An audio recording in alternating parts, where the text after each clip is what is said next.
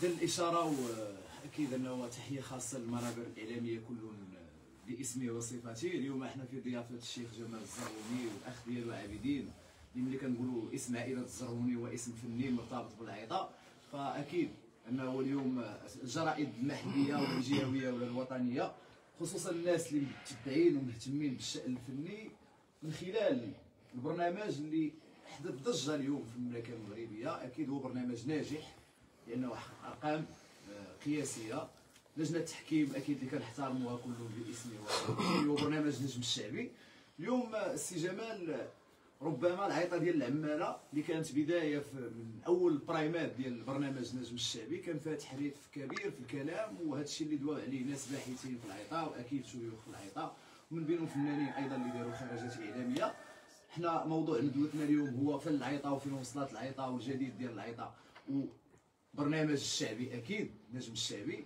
فشنو ممكن يقول لنا الشيخ جمال الزرغوني بخصوص برنامج نجم الشعبي؟ رايك في البرنامج كبرنامج؟ عاد ندخلوا فن العيطه والبرنامج ديالو.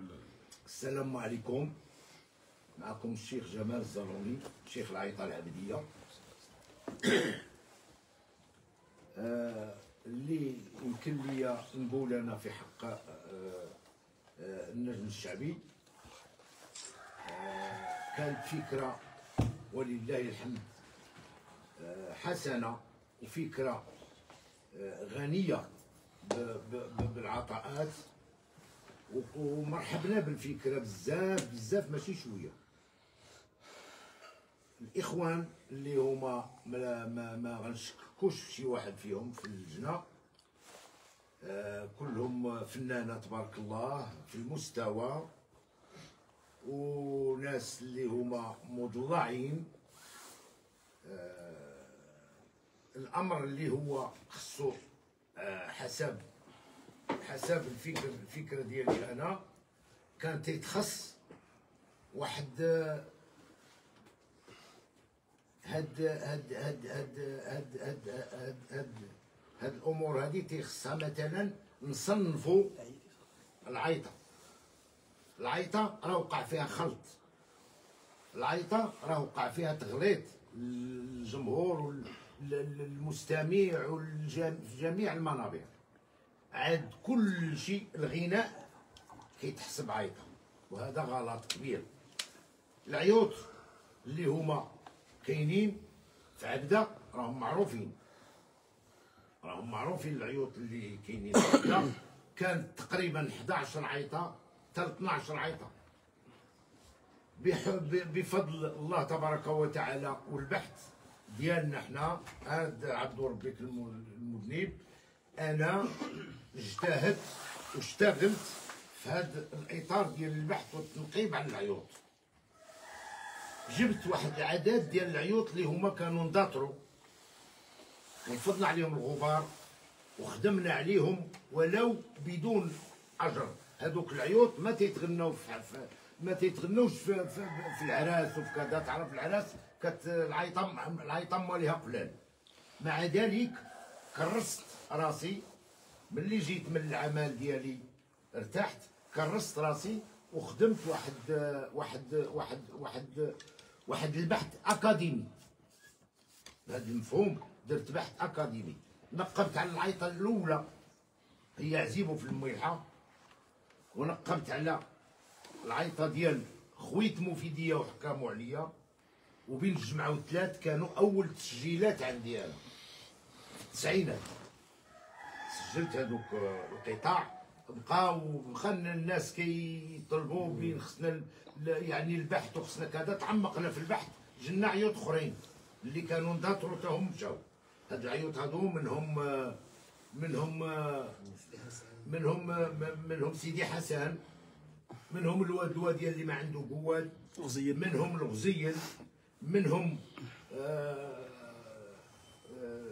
غزيل، منهم سيدي السبتي مولا باب الخميس، ومنهم العماله كانت، ولكن اجتهدنا فيها وخدمنا فيها وزدناها واحد يعني من البحث من الشيوخ اللي حتى كانت قائمه الذات. سي جمال، اسمح لي على المقاطعه، ولكن اليوم ملي كنقولوا برنامج نجم الشعبي وحده لا يختلف اثنان على انه سنه 2017 مدينه الثقافه والفنون من خلال الجمعيه ديالكم الموقره شهدات مسابقه اللي هي مسابقه فن الشعبي في المواهب ديال العيطه، وكانت الاولى في المملكه المغربيه، والتاريخ يشهد ونحن نشهد انه انت والسي حجيب ومع شنو هو الشخص الثالث اللي كانوا في لجنه التحكيم السي عابدين ايضا، يعني كنتو في لجنه التحكيم. يعني هي فكره ربما ما نقدروش نقولوا شي حاجه جديده في المغرب برنامج نجم الشعبي، ولكن كانت العيطه خدات حقها من خلال ديك المسابقه اللي في انتظار انه يكونوا دورات اخرى. فما كتشوفش ان الفكره ديال البرنامج هي شبيهه للفكره ديالكم، ولا الفكره ديال البرنامج انطلقت من خلال الفكره ديالكم؟ هذه يعني انتم عاينتوا اللحظه وعاينتوا الزمان والمكان. كنا درنا في 2017 بشراكه مع وزاره الثقافه، واللي كانوا في لجنه التحكيم درنا مسابقه على العيطه بوحدها. هذا هو الجانب اللي كندوي فيه انا. ملي درنا هذيك المسابقه في 2017 كان فيها الاستاذ حجيب، كان الاستاذ بن العطار الشاعر، لانه هو الزجال كيفهم في الميازين وكيفهم في العيطه، يعني باحث فيها ومتعمق فيها وعرف فيها بزاف. كاين السي محمد الصوبه، كاين ولد 700، كاين عبدو ربيك، وكاين الشيخ عابدين الزرعوني اخي وشقيقي. كانت فكره يا سلام، اخترنا فيها واحد العدد ديال المواهب اللي هي كانت متوفقه، والفرقه اللي هي ربحت توعدت معها وزاره الثقافه بشان تخدم في المهرجان ديال العيطه في المنصه الكبيره ديال الرواد. وهما منهم بزاف الاسماء اليوم اللي اصبحوا فنانه واصبحوا في المشهد ديالهم. واحد العدد ديال الفنانه اللي هما اصبحوا اليوم فنانه اللي عندنا فيهم الثقه الكامله. عدد ديال الربيع، منهم الرباعه ديال امين الورديني، منهم الرباعه ديال الهبيل، منهم الرباعه ديال ولد زبيد، لان ولد زبيد تلمذ على عده مدارس، مدرسه باه ومدرسه العيطه حنا ومدرسه يعني اكتسب معلومات كثيره السي يوسف ولد زبيد من جميع الشيوخ. وبهذا كانت الفكره ناجحه وكانت الفكره صائبه. علاش؟ لانه هاد الناس هادو اللي جينا حنا امتحنا عندنا في المدرسه، درنا مدرسه ديال التكوين ديال العيطه اللي هي اشتغلنا عليها بشهاده وبشراكه مع وزاره الثقافه، وكانت الفكره ناجحه يعني بواحد وتيره يا سلام. وبهذا تنقول انا علاش اللي ما يكونش مثلا الاختيار ديال تكون امتحان ديال العيطه بوحدها. علاش غنجينا للعيطه؟ لان العيطه راه فيها واحد العدد ديال المناطق، فيها العيطه الجبليه، فيها العيطه الخريبكيه، فيها العيطه الزعريه، فيها العيطه البيضاويه، فيها العيطه الملاليه، فيها العيطه ديال ارفود كتسمى بالعيطه ديال الريصاني. واحد العدد ديال المناطق اللي هي يعني عندها تراث محض، الا وهو التراث ديال العيطه. علاش اللي ما يكونش امتحان ديال هاد العيطه هادي ونمتحنوا نجيبوا دراري اللي هما ونكونوا باش يبقى الموروث الثقافي ديالنا بالشأن ديالو. راه هاد الغناء كامل اللي بغيو ينسبوه للعيطه راه غناء موسمي. راه الاغنيه كدوز، لا دوزت وكثرت كدوز عام كتحيد كيتمشي.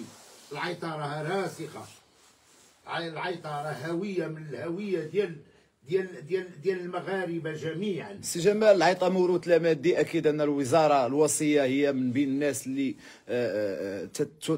كتدافع على هذا الموروث باش ما ينضاطرش، ولكن ما شاهدناه في برنامج نجم الشعبي هو اكيد خاصو واحد المحطه فين انه نركزوا ويعرفوا حتى المشاهدين بالنسبه للناس اللي كيعرفوا ولا ما كيعرفوش ان العيطه ما كتعزفش بالات عصريه، يعني عندها الات معينه. اليوم حنا شفنا العيطه بلورك، شفنا بزاف د الحويجات، اليوم كنقولوا الات داخله على العيطه. اسمح لي التتمه اللي قالوا الزميل يونس فدواش بخلاصه. سي جمال انت كشيخ ديال العيطه، شنو اللي ما عجبكش في التناول ديال البرنامج للفن العيطه، وما اساءه البرنامج، فين اساء البرنامج للعيطه والشيوخ ديال العيطه؟ سي جمال تكمله، انا ماذا بينا نبداو الامور من بدايتها. واش هذا البرنامج سميتو النجم الشعبي ولا نجم العيطه؟ لاننا الا كنا كنهضروا على الشعبي فكنهضروا على الشعبي ديال العراسات، ولكن تما شفنا اللجنه كتهضر على العيطه وكتهضر على حبه طالعه حبه نازله والقتيبه وغيرها من المفردات ديال العيطه. اللي غيشارك في اسم النجم الشعبي نورمالمون الشعبي راه كنعرفوا شنو هو الشعبي. كي قلتي العيطه كعيطه ما كتغناش في العراسات، الا عندنا في جماعه السحايم ودوك المناطق هما اللي مهتمين شويه دابا بدا ما طبقه في المغرب راه كيغنوا الشعبي. كيفاش واحد كطلب منه الشعبي وكتحاسبوه على العيطه؟ مع احترامي للسي حجيب فرحان الرجل الطيب، كان نبلغ الاسلامي الكبير من هذا المنبر ديالكم وتنقول سيدي على انه هويا هاد السؤال اللي قلتي شنو هو يا سي؟ قلت لك على اننا كنهضروا على النجم الشعبي ولا كنهضروا على النجم العيطه؟ لانه لا البرنامج ملي ظهرت كاع النهار الاول دوا على الشعبي، دوا على الشعبي، برنامج شعبي فجاه ولا في العيطه، ولكن وقع فيه اختلاط ما بين العيطه وما بين شاركوا كل شيء غناء. وهذا الشيء اللي قال هادشي ديال الحبه ديال حبه طالعه حبه نازله، واش كاين؟ تنحاربوه. لا هذوك مصطلحات ديال الشيوخ كاينين، هذوك مصطلحات ديال الشيوخ مع السي حجيب يعني. ولكن شيوخ قالوا لان ماشي في بلاصتها، غير تقالت باش يبان على انه راه. لا من استاذ لا انا المهم علاش استاذي ضابط الغيطه. تسنى ضابط العيطه استاذي كيفاش؟ ضابط العيطه ضابط السوق ديالو اللي هو في العيطه. اما العيطه صعيبه، العيطه راه خاص واحد ونضر فيها هو هضر على العيطه وهضر على مقام العيطه. اي سي عبد العزيز ستاتي اول من سجل عزيبو في الملحه اللي كنت سجلت انايا، سجلها وجا عندي للدار مرار بعد مرار وجلس معنا وتمرن عليها وحفظها واداها وزاد بها لقدام. الحمد لله خدم خدمات في الكمانجه كانت عطات واحد الصاده كبيره عزيبو في الملحه. دابا كتخلطوا لي الاسئله ما كنبقى نعرف. لا سير شوف سؤال سير مع طه من بعد رجع لينا في واش. انت بنتي ناسي جمال بحال دابا بحال حشمان من لغه خشب ياك. لا ما ديرش معنا لغه الخشب. هذيك نقولوا بصريح العباره انه هو لا ما تقولش تايو، لا ما تقولش. على حد التحليل ديالي من خلال الكلام ديال الشيخ جمال، هو ربما الاحق في لجنه التحكيم اللي يقدر يهضر عن العيطه هو حجيب.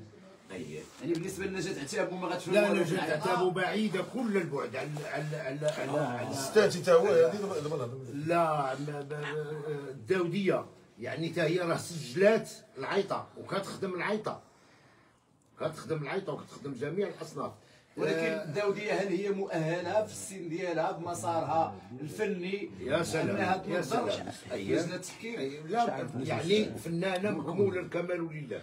وسجلات العيوط ديال العبده هي سجلات. انا علاش بغيت نعقب على الداوديه ونعقب على ستاتي لانهما عارفين على ان هذيك خويت مفيديه اللي تغنات كانت خويت مفيديه، ومن بعد البحث وهما في روسهم وعارفين على انها رجعت هذا خيري باش كافيتي ليا. هما كلهم غناو العماله، هاد الفنانه هادو اكيد في الافراح في المناسبات في العديد من الاشياء غناو العماله.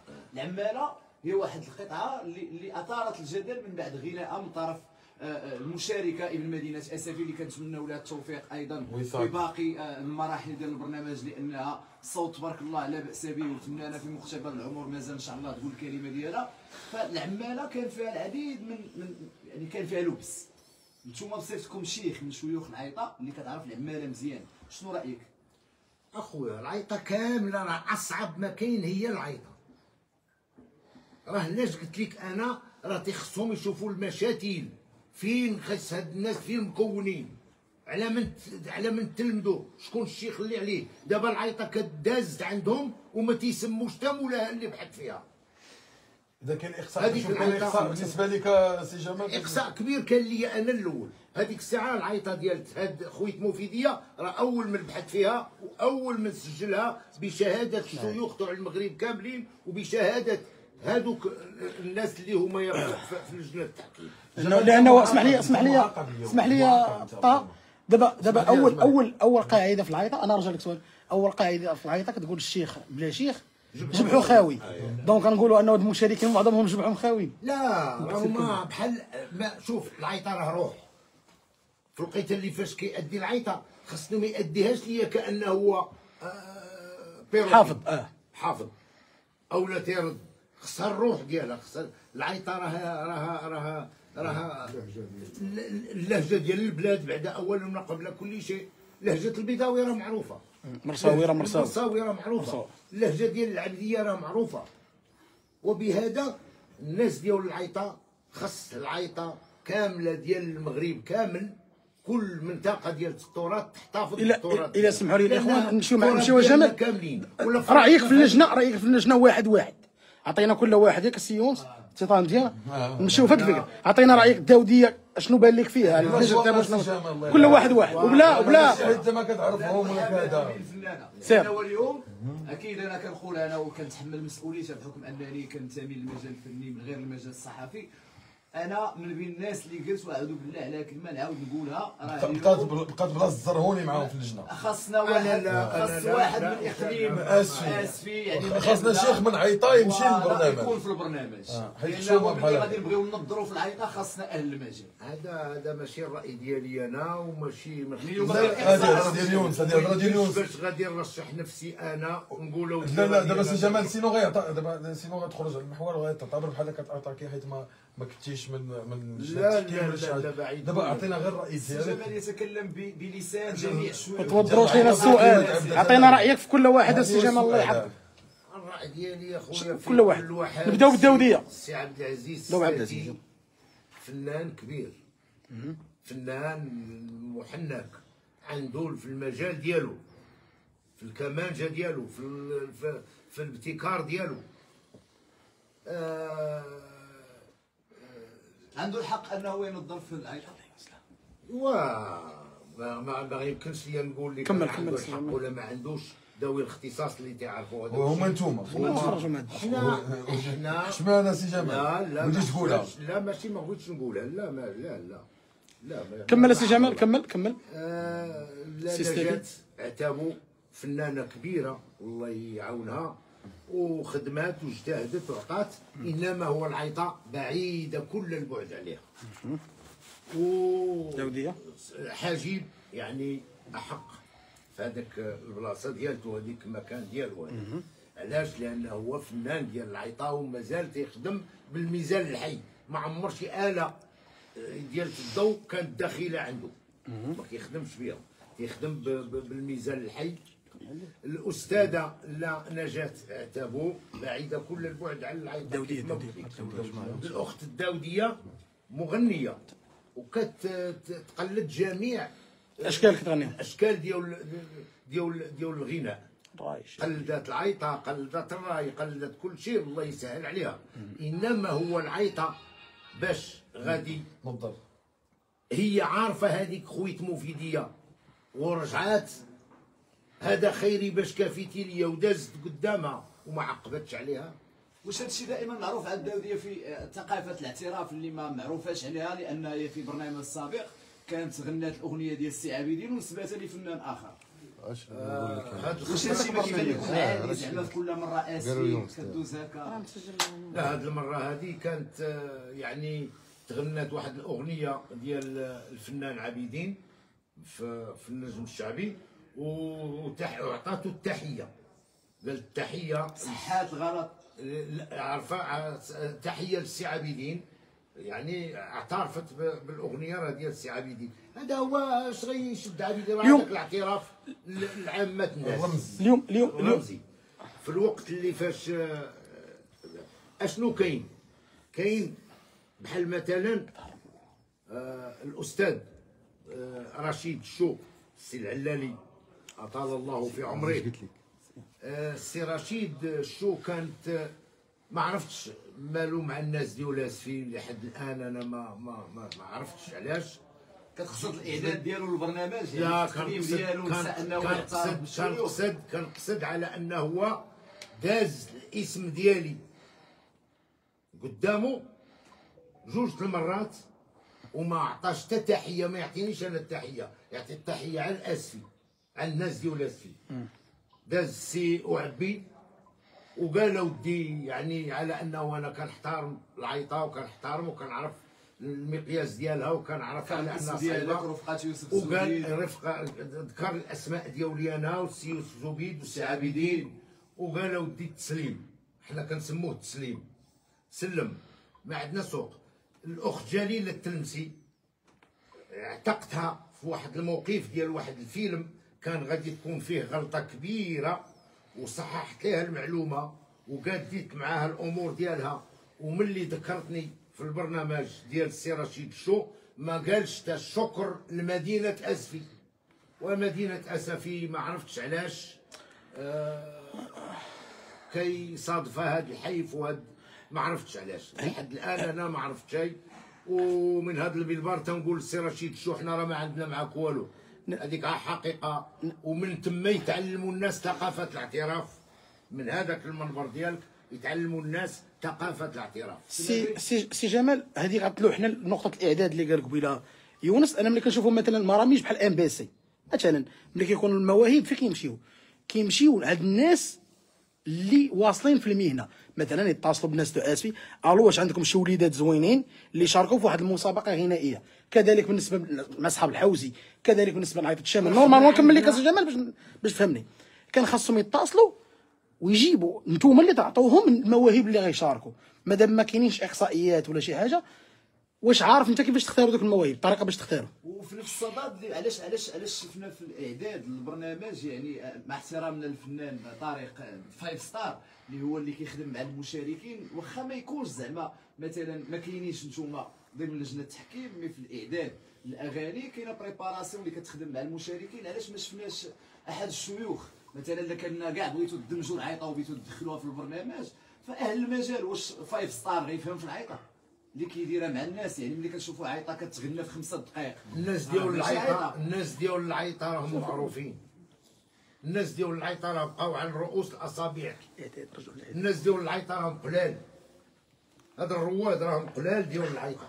لا في اي مجال مشيتي، لا مشيتي للجبلي كتصيب الناس قلال، مشيتي الحوزي كتصيبوا قريبين داطر، مشيتي للعبدي كتصيب. حنا ولله الحمد جبروا عندنا شي شويه باقيين شي شويه فينا ما يخدم.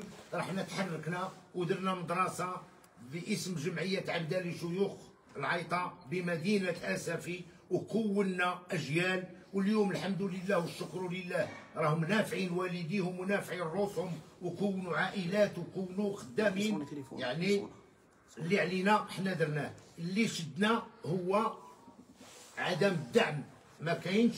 وحبستنا كورونا، كنا كنشتغلوا غير بالامكانيات المتاحه لنا، نخدموا من مالنا الخاص. كنعلموا الدراري وكان بديت معاهم في داري، اللي حتى درت شراكه مع وزاره الثقافه اللي عطاوني المقر في كنشتغل.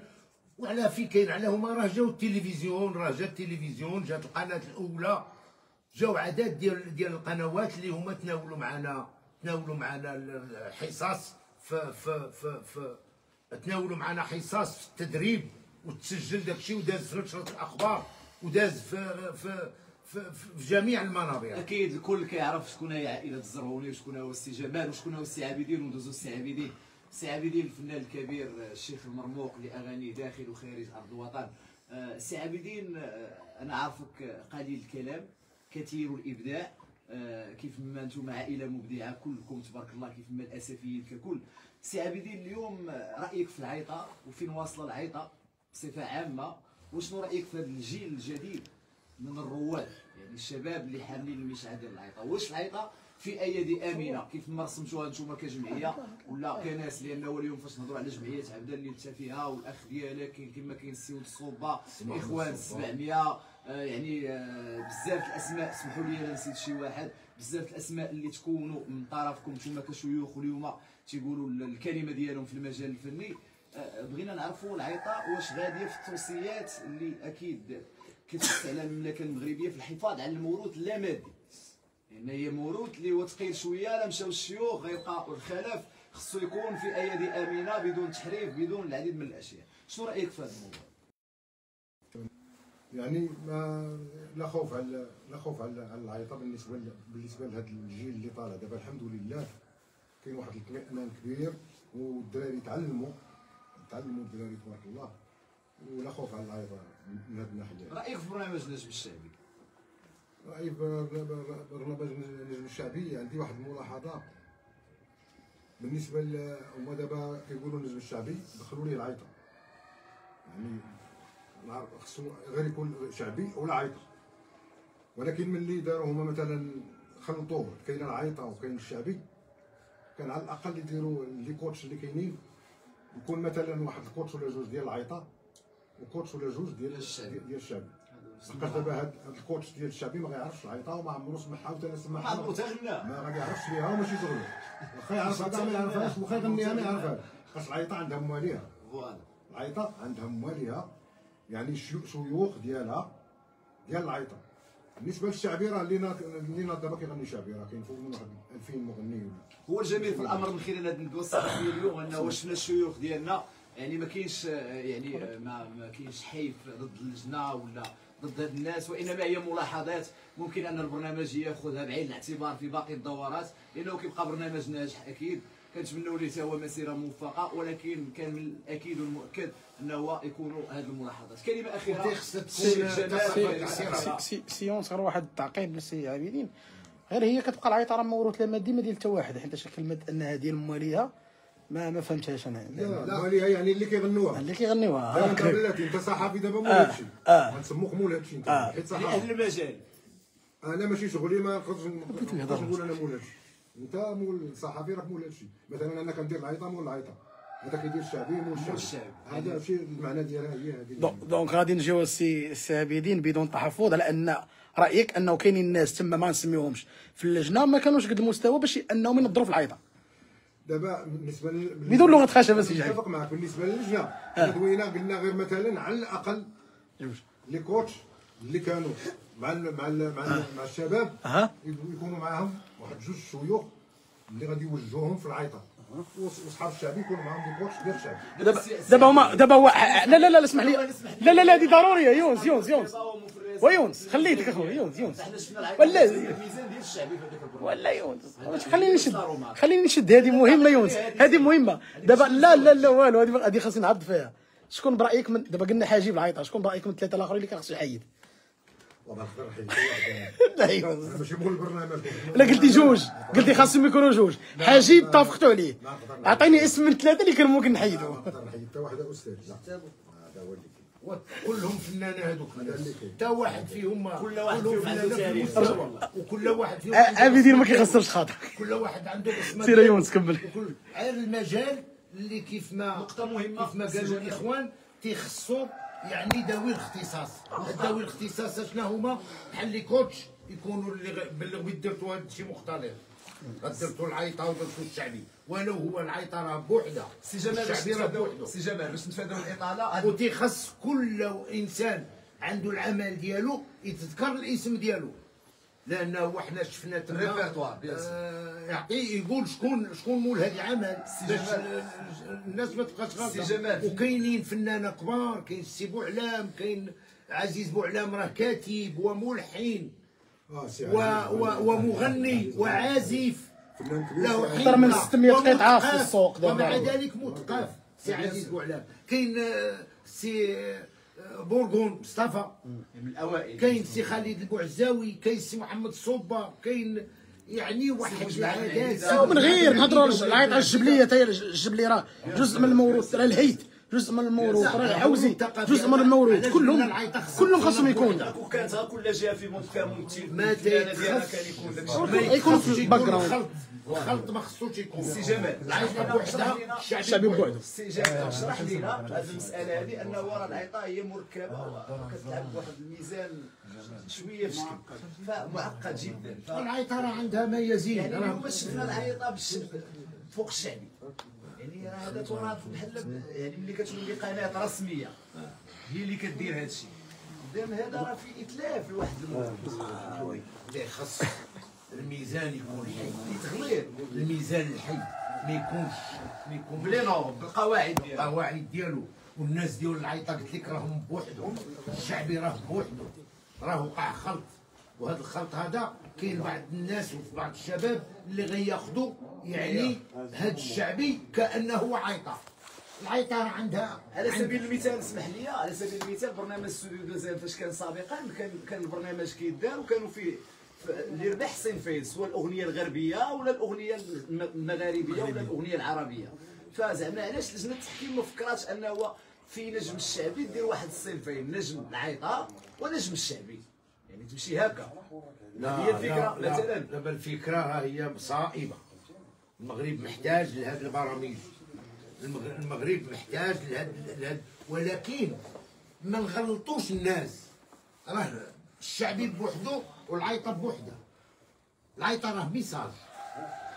سي جمال في الاخير اشنو رسالتك للجماهير اللي كتابعك عبر هذه الجرائد الحاضره معنا، وايضا السي عابدين رسالتكم الاخيره كل في دقيقه وننهيو الندوه الصحفيه ديالنا. رسالتك للجماهير المغربيه اللي كتابعك. الرساله ديالي انا الاخوان كنشكركم نتوما من الدرجه الاولى اللي تعبأتوا هذا السفر ديال التعب ديالكم تجيتوا عندنا، كنشكركم بزاف.